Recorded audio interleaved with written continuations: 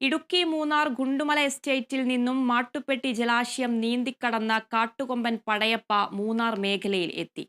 മഴക്കാഴ്ചകൾ തേടി മൂന്നാറിലേക്ക് എത്തുന്ന സഞ്ചാരികൾക്ക് കൗതുക കാഴ്ചയായി പടയപ്പയുടെ സാന്നിധ്യം.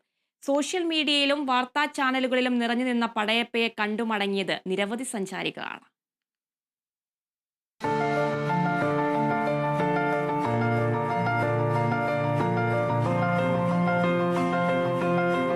മറയൂർ അതിർത്തിയിലെ ചക്കക്കാലം കഴിഞ്ഞാൽ ഗുണ്ടുമല എസ്റ്റേറ്റിലെ വാഴകൃഷിയാണ് പടയപ്പയുടെ ലക്ഷ്യം.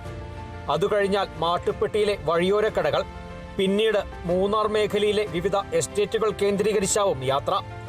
ഇത് തോട്ടം തൊഴിലാളികളുടെ ഉറക്കം കെടുത്തുമെങ്കിലും പടയപ്പ മൂന്നാറുകാർക്ക് പ്രിയങ്കരനാണ്. കൂടാതെ മൂന്നാറിലെത്തുന്ന സഞ്ചാരികൾ ഏറ്റവും കൂടുതൽ അന്വേഷണം നടത്തുന്നതും പടയപ്പയെക്കുറിച്ചാണ്. കഴിഞ്ഞ ദിവസം മാട്ടുപ്പെട്ടി ജലാശയം നീന്തിക്കടന്ന മാട്ടുപ്പെട്ടി പുൽമേട്ടിൽ ശാന്തനായി തീറ്റ തേടിയ പടയപ്പ മണിക്കൂറുകളോളം സമീപത്തെ പുൽമേട്ടിൽ നിലയുറപ്പിച്ചു. മൂന്നാർ കാഴ്ചകൾ ആസ്വദിക്കാനെത്തിയ സഞ്ചാരികൾക്ക് പടയപ്പയുടെ സാന്നിധ്യം ഇരട്ടി മധുരമായി. വളരെ നല്ലൊരു ടൂറാണ്. പടയപ്പ നേരിട്ട് കണ്ടു. അതിന്റെ കൊമ്പൊക്കെ നല്ല അടിപൊളിയാണ്. സൂപ്പർ. നീണ്ടുവളഞ്ഞ കൊമ്പുകളും ഉയർന്ന മസ്തകവുമായി ആനസൗന്ദര്യത്തിന്റെ പൂർണ്ണതയാണ് പടയപ്പ.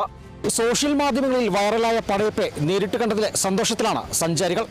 ക്യാമറമാൻ AP രാജയ്ക്കൊപ്പം ബിനീഷ് ആന്റണി, കേരള വിഷൻ ന്യൂസ്, ഇടുക്കി. കൊച്ചി നഗരത്തെ വളച്ച് ഗതാഗത കുരുക്ക്